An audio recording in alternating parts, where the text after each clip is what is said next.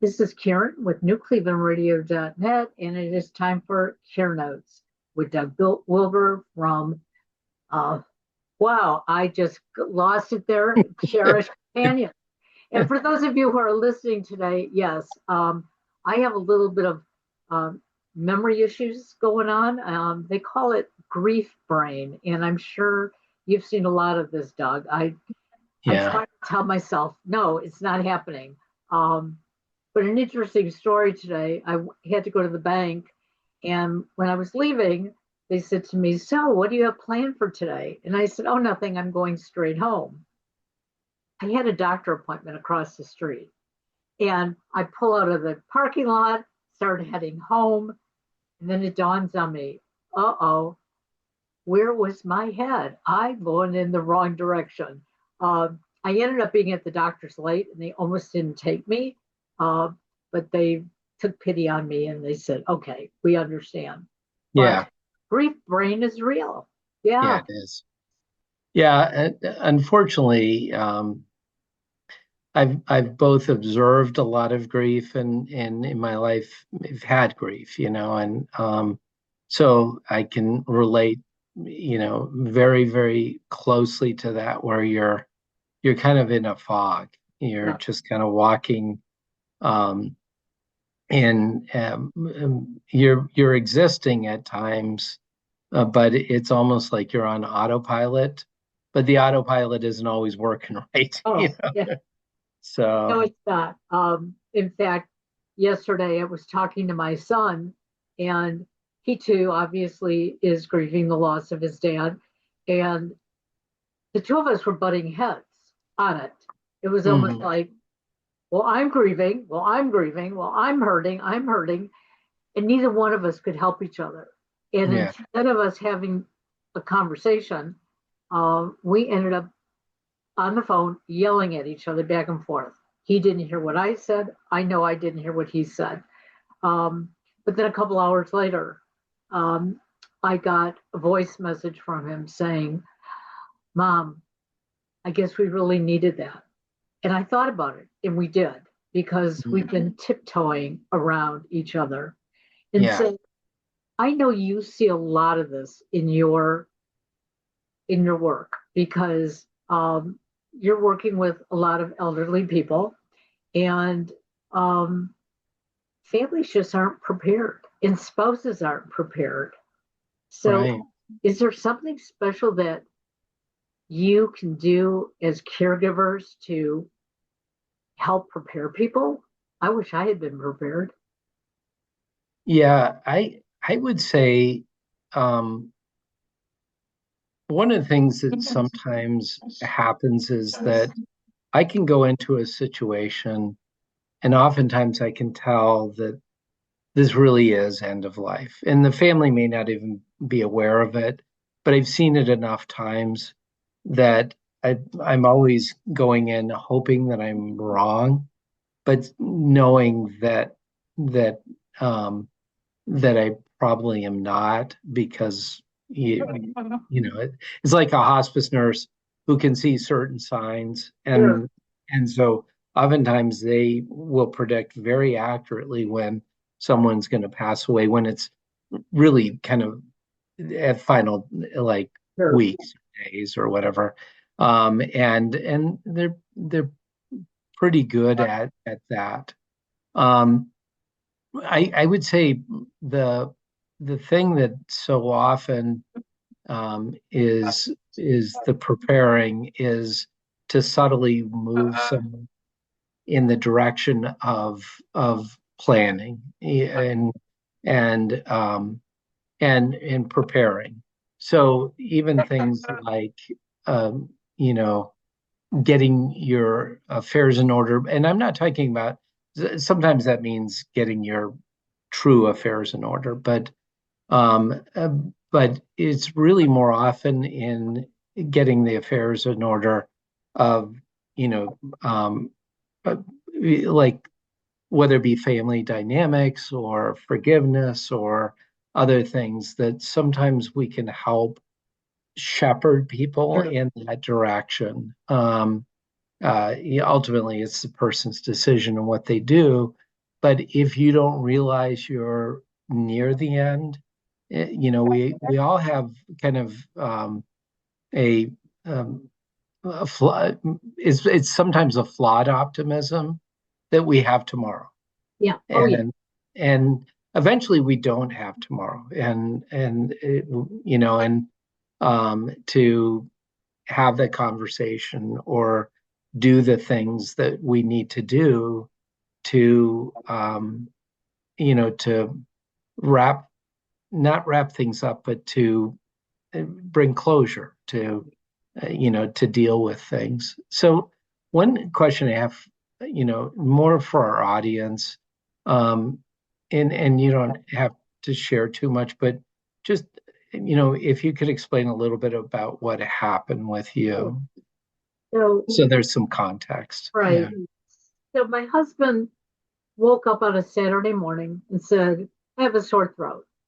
And my husband was one of these people that either he was, he would tell you he was really, really sick, or he would just like pan it off.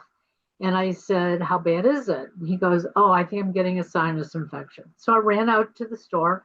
I got him quercetin for high blood pressure. And he took one pill, and all of a sudden he just started going downhill. But Mm, we didn't know what that really meant. He just didn't want to get up out of his chair. He wasn't all that hungry. So I just figured, well, he's got a bad sinus infection and we can't do anything until Monday when his doctor gets in. So we'll feed him quercetin.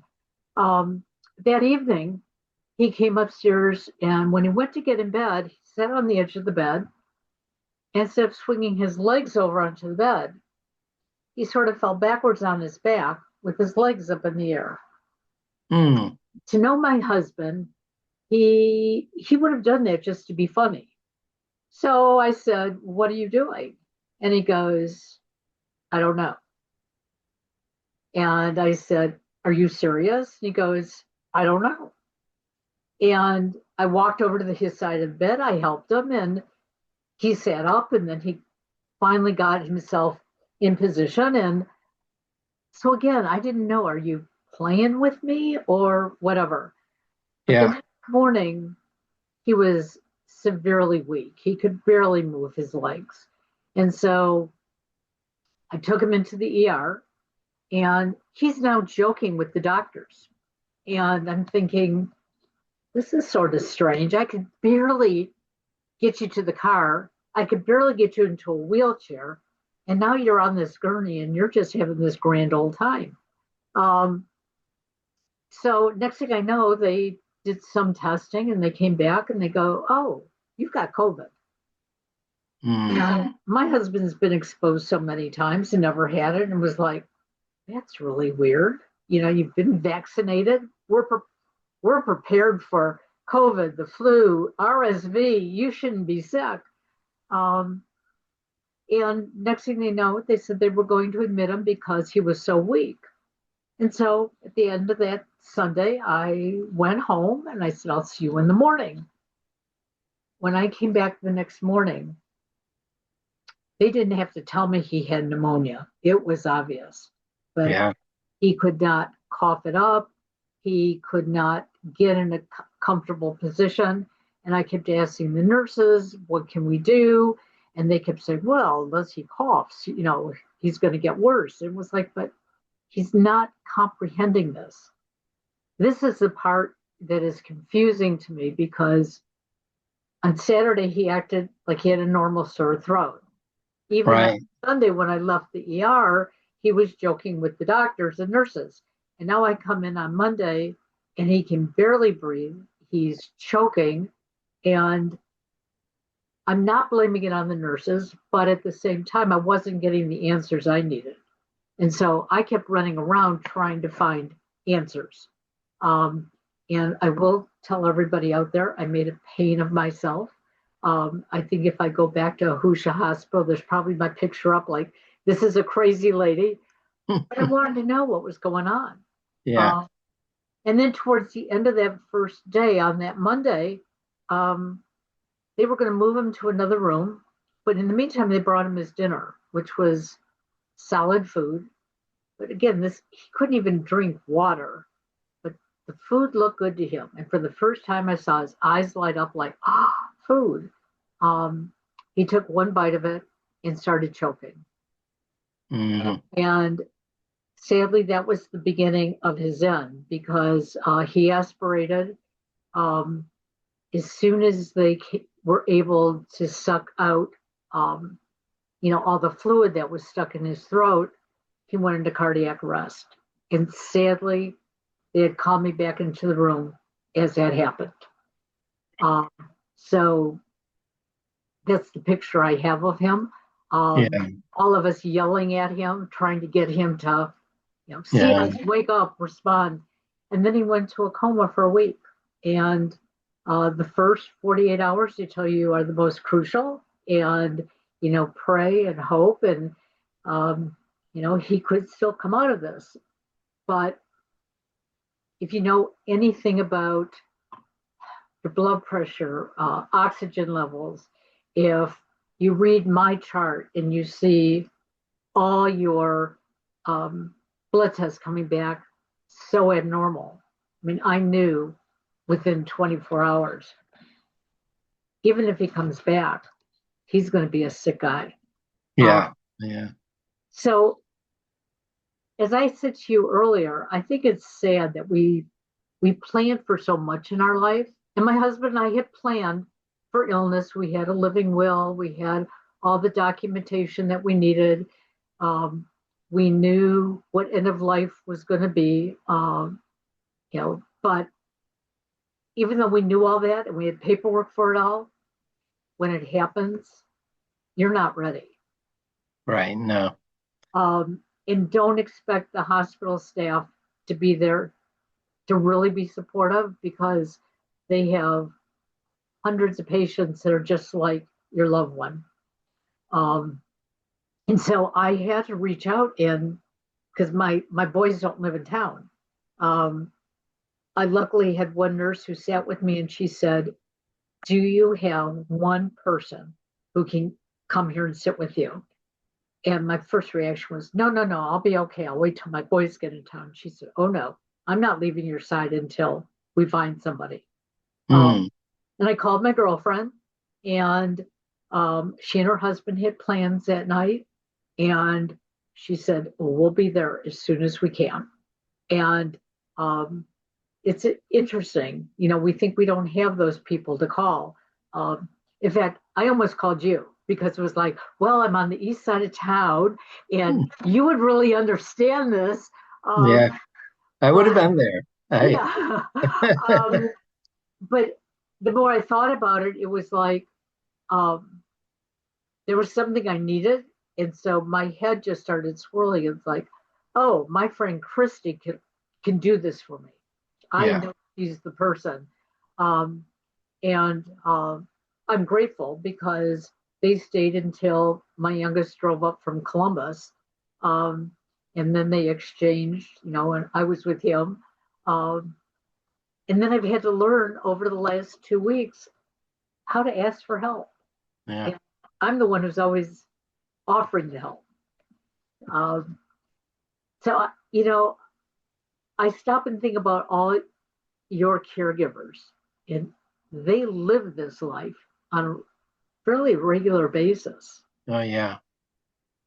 And caregivers oftentimes they I actually marvel at our caregivers because they are oftentimes with people near the end of life and they still open their hearts because and they get close to folks and I'm not relating the grief that you Sure, experienced right, after all right. the years that you've had, but they suffer really deep grief Yes, because um and yet within that, and this is the grace of a true caregiver, um, when they're often there comforting, even though they're feeling the pain, they're comforting the spouse, they're comforting the children, and um, there's an old scripture that says, "Greater love has no man than this." Then he laid down his life, for another. And I think that is what, that idea of laying down our lives to be there for someone else, even with our own pain and our own grief, is such a gift, and is such a wonderful thing. And I think that, and again, I don't want to be doing tons of axioms, but the statement you made before reminds me of that old saying that a friend in need is a friend indeed. Oh, absolutely. You oftentimes, when you're going through stuff, you see those that will drop everything and be there for you, and that's really a special human being, and Absolutely. it's the best, um, angels of our nature. The when you see that, and you don't forget it either. I mean, you'll remember those. I think that have reached out and have Oh, cared for you, right? Yeah. and So. it's interesting because I have two sons. My husband was a stepfather to my oldest son, and the natural father to our youngest son.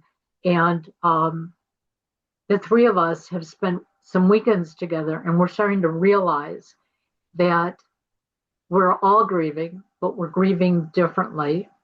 We're in different realms of it. Um, there's support that we can give each other, but we've all had to reach outside of the three of us for support. Um, and interestingly enough, not indirectly, even my ex husband has been supportive. And it's Mhm. like, something I never would have thought of 40 plus years ago when we got divorced, but it's giving yourself that grace, knowing that people, for the most part, are good. Nobody really is, I don't think, is intentionally being bad.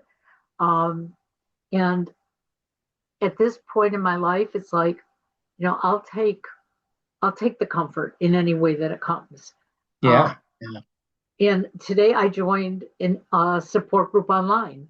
Uh, my hospice coach said, I don't think it's time yet, but for me, I knew it was. I needed to hear what other people are going through, and that, hey, I'm walking that same line. Um, the one thing I will say, don't be surprised if you're grieving and you don't cry. Um, and I can't cry right Yeah. now. And I realize it's because I know there's so much I still have to do. And Right. um, I don't want to let my husband know. And Yeah. so everybody, I may fall apart on a future podcast, and just bear with me at the time. But that's real life, and it has to be how sometimes your clients must feel when family comes in and says, "We're bringing in a caregiver," and you think, "Well, I'm okay. I can make my own dinner. I can do my own laundry. I can take my own pills." But maybe you can, but not to the degree that you are at your best. And so you start grieving even when that wonderful caregiver is there for you because you've just lost something yourself. Yeah. Yeah. I think, you actually have hit on something that I think is important for people to understand. There is no textbook on grief. I mean, there probably is a textbook on grief, Yeah. but how someone grieves is going to manifest itself, I think, very differently. So if you haven't come to tears, it's not because you're not grieving. You're, I'm sure your insides are torn to Oh, pieces. yes. Yeah. It's just, the expression of that grief is going to be very uniquely yours. Yeah. And I, when I was a kid, my father died when I was 8 years old, and my world turned upside down, and like instantly, and it was sudden death. He had a heart attack, and it changed everything in my life, truly in an instant. But I remember at the funeral thinking, in my case, it was a little bit different. It was like I have to be brave, kind of a thing.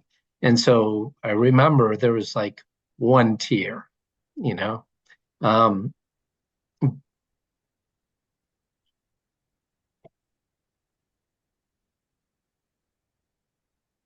Grief knows no timeline. no, um, but the so so as you can tell, the grief is still there. Absolutely. But at the time, if someone had judged me, and they would have said, "Why is the child not crying?" I don't think anyone did that. Um, but but my grief was very unique, um, in the sense that it was um, very real and very deep. And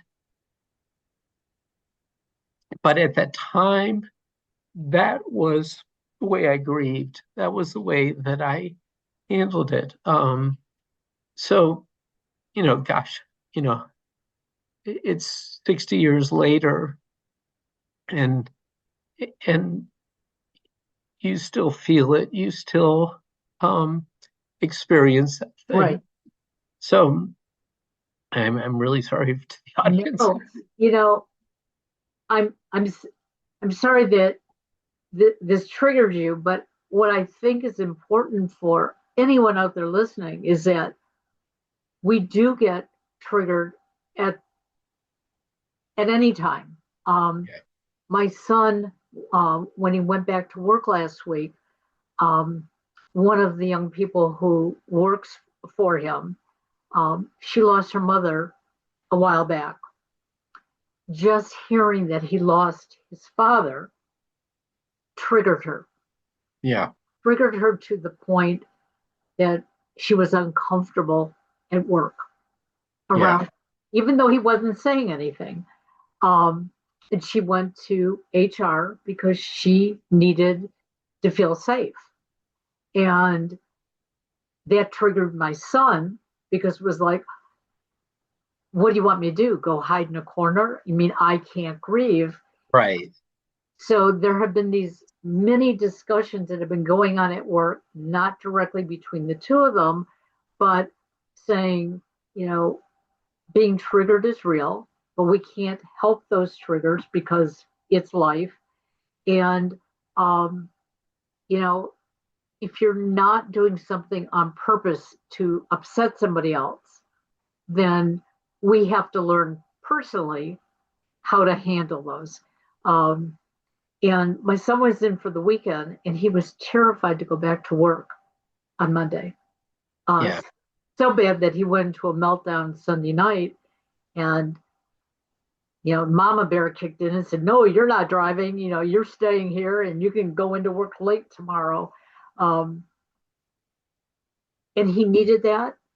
But at the same time, um, here it is Wednesday. He finally found his safe spot at work. And he even said to me that earlier in the morning, something happened and he started crying at his desk. He called me and he said, "I just need to hear your voice." And I said, "Do you need to hear it pleasant or not?" Because I knew what he was saying. And he goes, "I just need to hear it." And so I talked to him for a minute or two, and I could tell he was better. Before we went on tonight, he called me and he goes, "I know what one of my triggers was." And I said, "What?" And he said, "The environment he's been working in the last 2 days, it's very, very cold. He's basically working in a warehouse." And he said, but I came into my office and it's nice and warm. I said, and I started to smile. And I said, well, cold can trigger tears. You start crying, you know, you come up with the reason why you're crying. And that's just what life is. We get triggered and we have to know what they are and not to blame other people for what we're feeling. And even 60 years later, Doug. Yeah, and the funny thing is that and I'll just go into at least a thought that I've had is the because of having lost at different times, we relate to others in a real clear way. I feel grief when I see someone else having grief, and I understand because of that grief manifests itself in many different ways, and but also the recall of the kindnesses and other things that so often happen. I had a brother that passed away very suddenly, and it was weird how I understood through that experience, and it was horrible grief. We're a very close family, and I know you've experienced Right. recent loss of a brother, and so the thing have found is that it is little graces that people give you that so often are like lifelines. I remember something as simple as holding the door open for me. Yeah, as going into building and stuff. That was a present, and it may not. They had no idea what was going on in my life. People that I worked with that who like professionally, like when I was that they wouldn't know what was happening with me, who perceived that something was off and gave incredible grace, at the time. And I think that you remember those things, and it hopefully will help each of us to be better humans, where we do those things for others because it was a grace to you. It's kind of like I remember that. I'll take in. I always did. I've always held doors open for people. Yeah. I don't care if it's man or woman or whatever, just because that's a kindness. And so, but to have a kindness like that extended at a time where you kind of are, I'm not saying I wasn't hopeless, but where you were just internally kind of Sure. devastated, is a really powerful thing, like what you had expressed with your nurse, that I'm going to sit here with you. One of the things, because I'm in the healthcare system, obviously, what do you remember other graces like that have been extended to you? Um, so most recently, I thought this was interesting. Yesterday, my boys figured out when they first were here a couple weeks ago that my front door lock um, doesn't work properly. I mean, it's locked from nobody can get in, but Right. our keys aren't working and the pin pad wasn't working. And they said, you really need to get this fixed. And they also said, you need another way to get in through your garage in case you don't have your garage door open. Or it was like things I just didn't think about. It's like, okay. So yesterday I had my handyman come and look at things. And I've known this guy for a couple of years. Very friendly, very nice. I've met his wife. So I felt okay him coming in. And when he walked in the door, he said, can I give you a hug? Is it appropriate? And I appreciated him asking, number one. Um, and yes, it was appropriate the way he asked. It was appropriate the way he hugged me. Um, and then he just stood and talked to me for a few minutes before we looked at the door and whatever. Um, and then he contacted me today to tell me, when he can come and actually replace this. And he asked me nicely, would you like me to have my wife come? Would you feel more comfortable? And he's done work here when Rich wasn't here. So it was like, well, if she wants to come, she's more than welcome. Those are things that I wasn't expecting.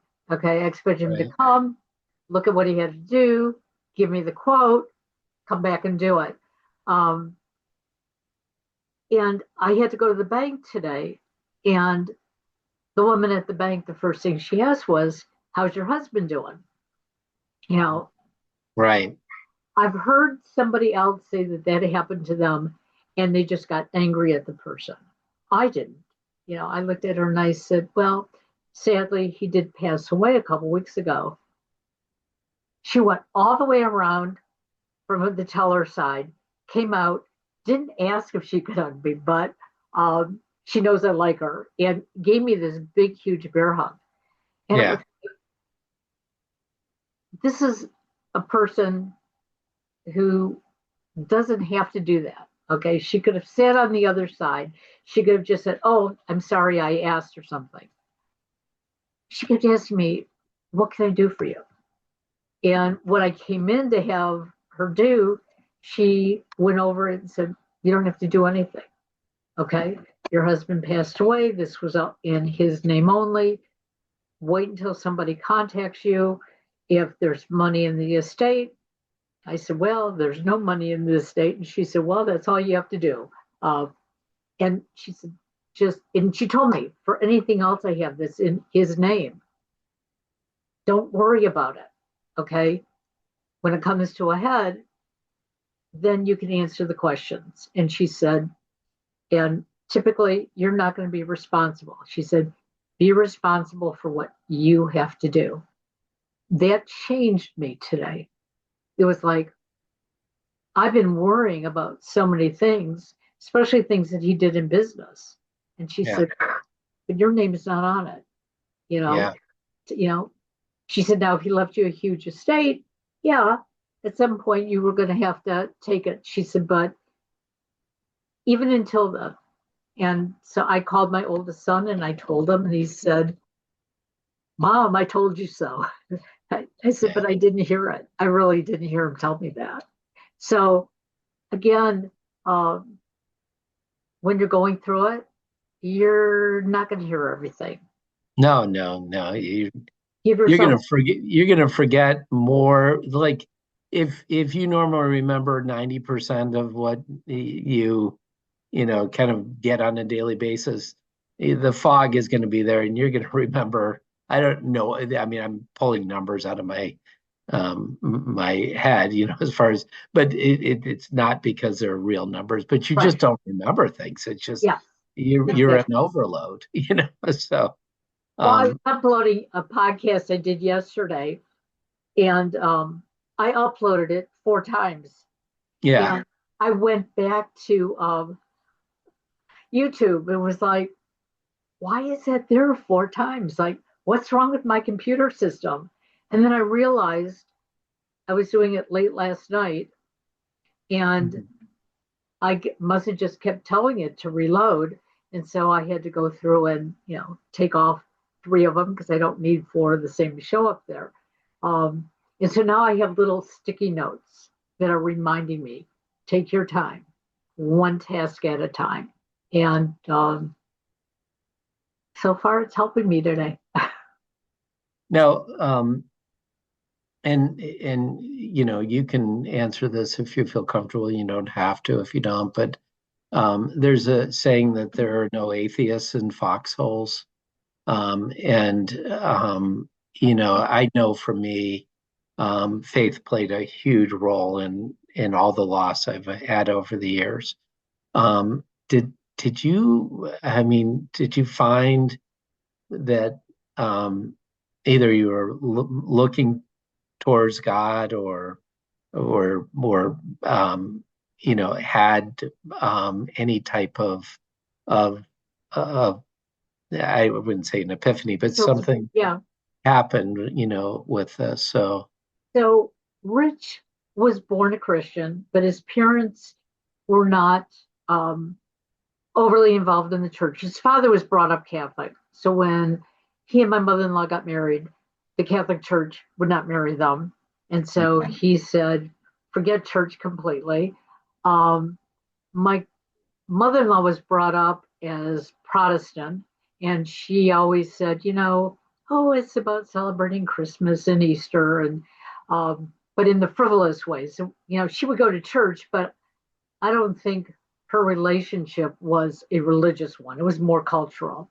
yeah, And when Rich and I got married, um, we got married by a rabbi, and he was going to convert, but at the last minute I said no, because I wouldn't convert for you. It's not fair for you to convert for me.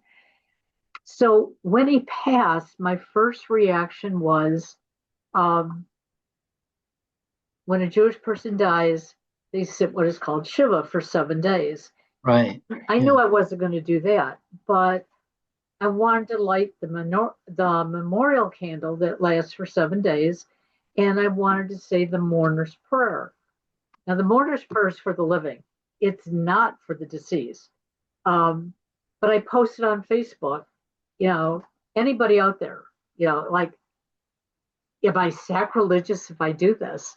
And it was interesting the responses I got from various religious people out there saying, you do what you're comfortable with. Don't worry if it's technically right, technically wrong. Who's it right or wrong for? And so um, I lit my candle. I said the mourner's prayer. It stayed lit for 7 days. At the seventh day, when it burned out, I said the mourner's prayer again.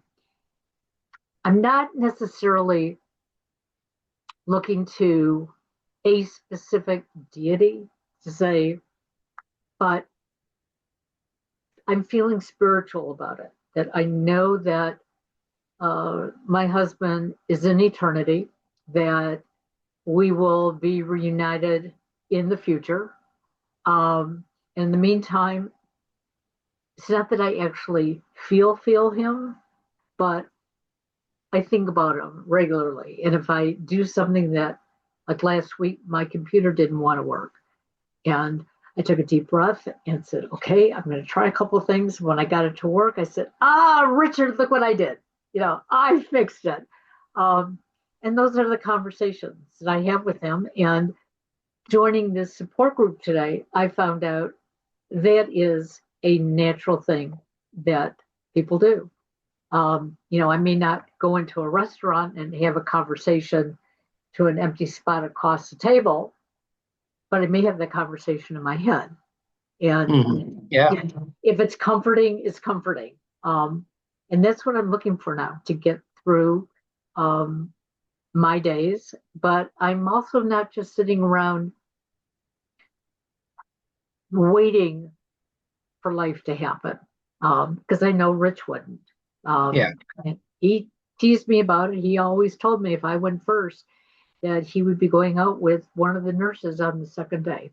Um, and so I picture that in my head. It's like, no, that's not for me, but I can go do things that please me.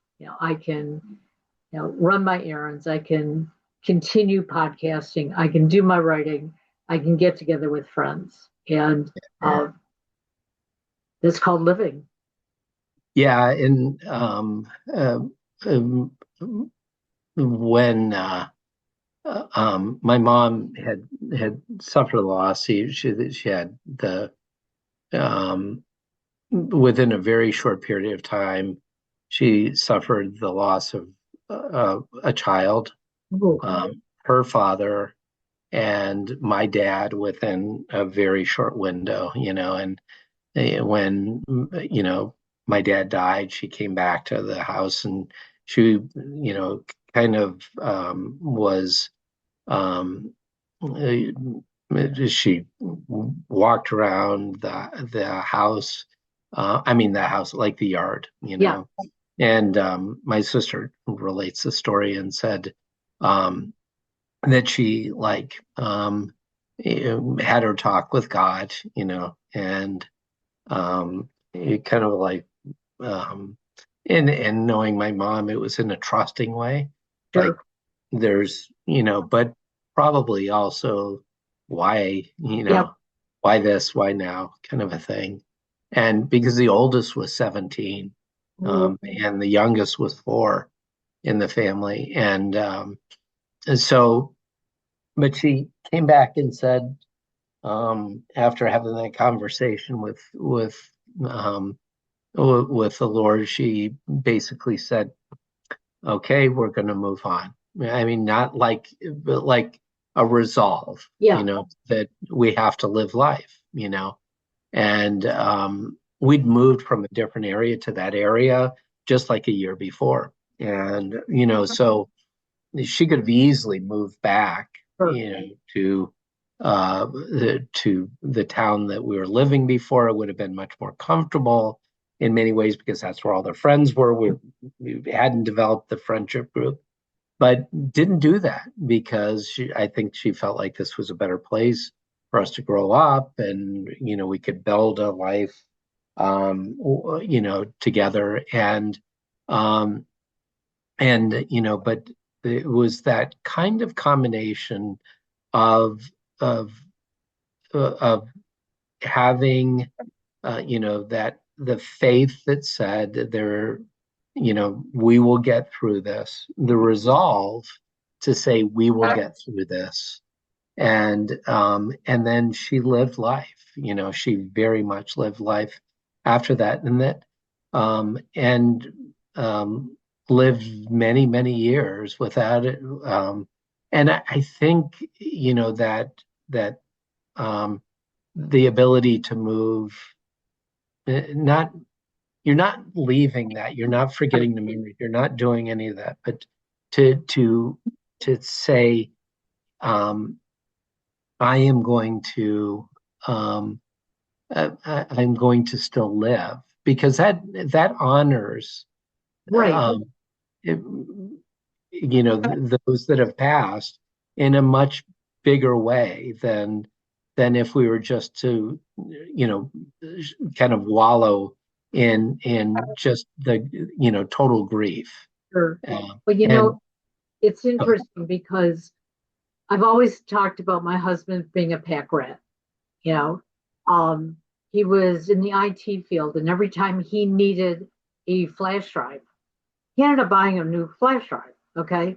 I found 300 flash drives to date. Okay.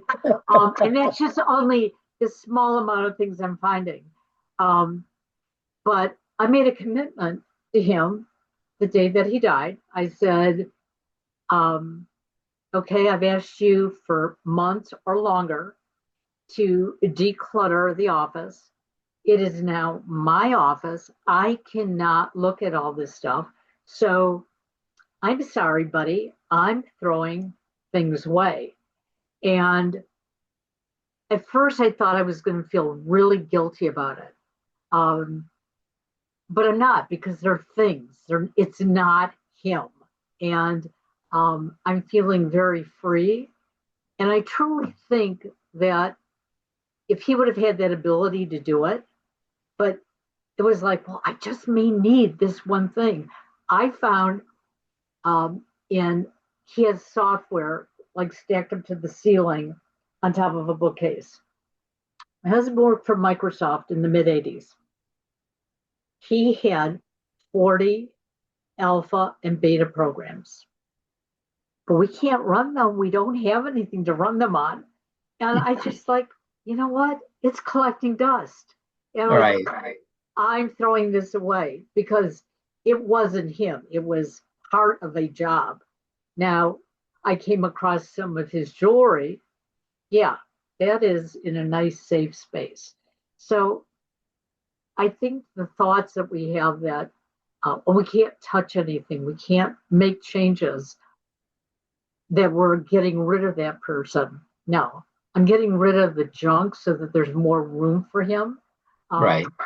And I'm not feeling frustrated as I had for a very long time in this office. It's like I could Yeah. actually invite somebody to come in here and sit with me now. And I don't think that he probably on those flash drives has the secrets to the universe on it. No, So yeah, I think you're probably safe. yeah. Well, and I told my But boys, you probably thought, like, what if there's something important? well, that's what somebody else said to me. And I said, if I had only found 5 or 10, okay, I may have checked them. They're in a bag, um, but I'm going to leave it up to my boys.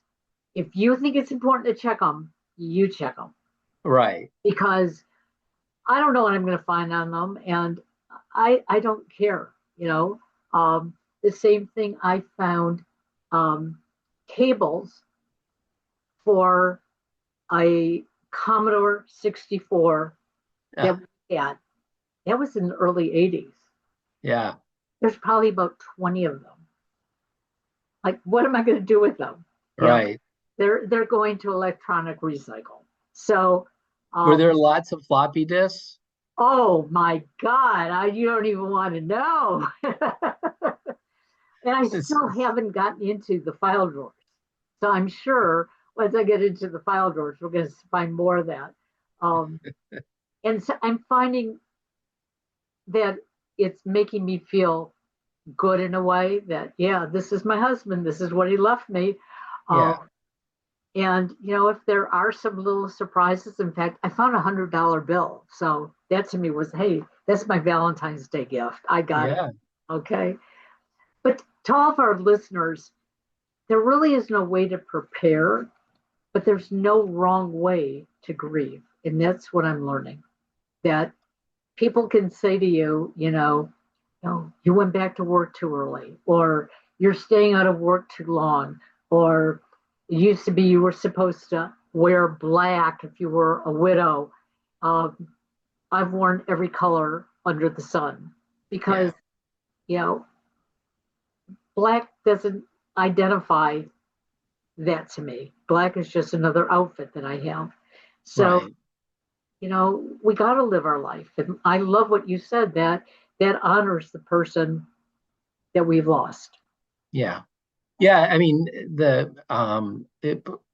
one of the things I thought a while ago is that those of us that have a privilege to live a longer life have an obligation to live that life well. I don't I think because others didn't have uh, um, that same privilege. Now, in the grand scheme of things, Rich um, lived a longer Sure. life in the history of the Right, right. world. Being his age is a gift, but I really believe that we honor those that have passed and those who have prematurely passed by really fully living life and and doing good, in that life, not just kind of existing or doing everything for a, a selfish end, but to live life well, and that I really do believe honors those who passed earlier. I think the one of the big things that I think I, I think you had written something, and thank you, by the way, for writing some of the things you've had. For those that have been, um, just wanting, grieving with you or for you, and for what you were experiencing with the loss of Rich, that you had said something about, you found that, and I'm paraphrasing, so I apologize if I'm paraphrasing wrong. Something like that you were making decisions too quickly with some of the things. And I do think that's one thing that's important. Some people are paralyzed by having to make decisions. I think others make poor decisions because you're in the midst of things and you can't see the forest from the Right. trees. And did you maybe if you it was that accurate way of That describing? was. So what happened was, um, when my boys got into town, when Rich was in a coma, I kept thinking, I can't be in that house alone. Oh, I'm gonna cry all the time. I'm gonna miss him and whatever. And I started talking about the fact that I don't even know if I want to stay here in Cleveland. Yes, I have friends, but I have no family here. And Alex is in Columbus, and my other son's in Chicago. And so all of a sudden it was like, well, maybe I'll move to Columbus. Hmm. And I don't even have my house sold, but that's what's going on in my head. And Yeah. I finally realized within like a couple of days, I probably will sell this condo. Not tomorrow, not next week, but it's bigger than what I need. Um, but right now I'm comfortable here. I'm glad I didn't just, I wanted to make a decision immediately. Like, well, Yeah. if Rich doesn't come home, then this is what I'm going to do. The only big decision that I've had to make was this weekend. Um, Rich and I, his car he bought 2.5 years ago. I leased a car a year and a half ago. So my lease would be coming up in 6 months. He has, I think, a 5 or 6 year loan on the car, on his car. So we were trying to figure out, well, what do I do? Because I loved my lease car. I really wanted to keep it. I can't keep both cars. And so my son and I played with numbers, and we came to the realization that even though my husband's car is a more expensive car and has a higher car payment, we'd be underwater if I tried to get rid of it. So even if I sold it, I'm still going to Mm. have to pay on it. And Right. then my lease comes up in 6 months. That means I have to go for another car in 6 months. I hate car shopping. So we finally made the decision that we would go back and see if they would take the car back early. They gave me a little bit of a break, but then I figured out what the insurance was on the car and everything so that logically I could sit back and go, okay, this makes sense. Um, and so I turned it in on Saturday. A couple people contacted me and said, "Oh, you did that too quickly." And it was like, but I have another car payment coming up on it. I have another insurance payment coming up on it. And I can't drive both cars. And it's not like I could turn around and sell the lease car. So I had to make that choice.